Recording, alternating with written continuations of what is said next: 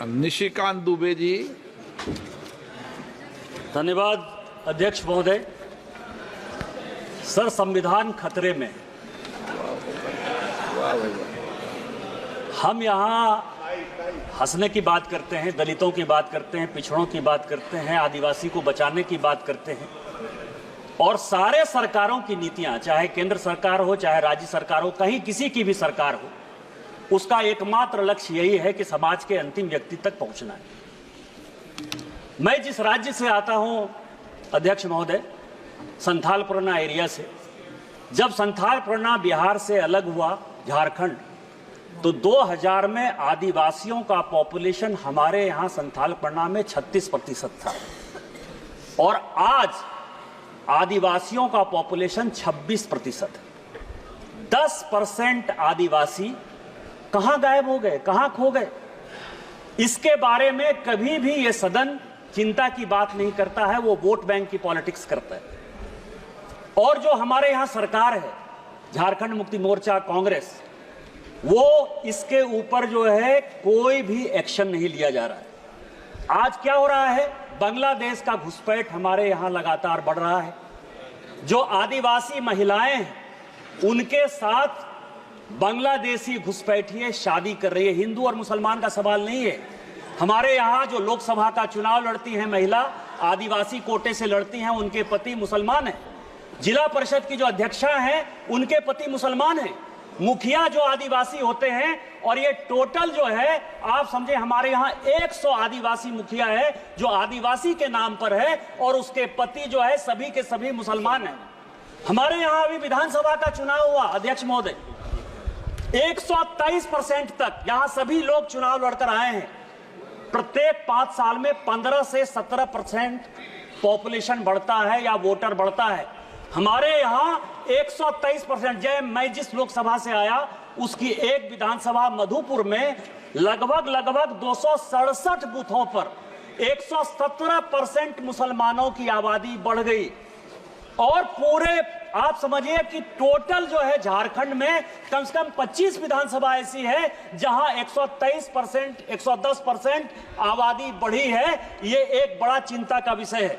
दूसरा सर, हमारे यहां अभी पाकुड़ जिले में तारानगर, इलामी और डांगापाड़ा में दंगा हो गया। दंगा क्यों हो गया? कि बंगाल से ममता बनर्जी की जो पुलिस है और वहां के लोग मालदा और मुर्शिदाबाद से आकर हमारे लोगों को भगा रहे हैं, और हिंदुओं का गांव खाली हो रहा है। ये बड़ा ही सीरियस विषय है। मैं और रिकॉर्ड कर रहा हूं, यदि मेरी एक बात गलत है तो मैं इस्तीफा देने को तैयार हूं। सारे बंगाल से, मुर्शिदाबाद और मालदा से सारे लोगों ने आकर हिंदुओं के ऊपर जुल्म किया, और ये ऑन रिकॉर्ड है। और झारखंड की पुलिस कोई काम नहीं कर पा रही है। मेरा आपके माध्यम से स्पीकर महोदय आग्रह है कि पूरा मालदा, मुर्शिदाबाद, अररिया, किशनगंज, कटिहार और हमारे यहाँ साहबगंज, और ये झारखंड हाईकोर्ट का अभी 22 जुलाई का ऑर्डर है जो ये कह रहा है कि मुसलमानों की आबादी दिन प्रतिदिन बढ़ रही है और वहां भारत सरकार को हस्तक्षेप करना चाहिए। कि यह जितना किशनगंज, अररिया, कटिहार, मालदा, मुर्शिदाबाद और पूरा संथाल परगना है, इसको यूनियन टेरिटरी बनाइए, नहीं तो हिंदू खाली हो जाएंगे। एनआरसी लागू करिए, और इसके पहले यदि कुछ नहीं होता है तो सबसे पहले हाउस की एक कमेटी भेजिए, और पूरे सभी उसमें तृणमूल कांग्रेस के मैक्सिमम एम्प्लॉय पर रखिए कि वो कमेटी जाए। और दूसरा, जो ये लॉ कमीशन की रिपोर्ट है 235वीं 2010 की, उसको लागू करिए कि धर्मांतरण और शादी के लिए परमिशन जरूरी है। आपने मुझे मौका दिया। इन्हीं शब्दों के साथ जय हिंद, जय भारत। निरलपुर जी, आपका विषय आ गया, आपका विषय आ गया। अध्यक्ष महोदय, क्या ये बात सही है कि कार्मिक प्रशासनिक सुधार तथा राजभाषा राजभाषा की अधिसूचना? अध्यक्ष महोदय, ये लगातार सत्ता में रहे 20 वर्षों तक, 20 वर्षों में आदिवासी के कल्याण के बारे में कभी एक शब्द इन्होंने सोचा नहीं। आदिवासियों की जमीन लूटने के लिए एसपीटी, सीएनटी तक को इन्होंने बदलने का प्रयास किया, और आज इनके पास जनता के हितों के कोई मुद्दे नहीं है।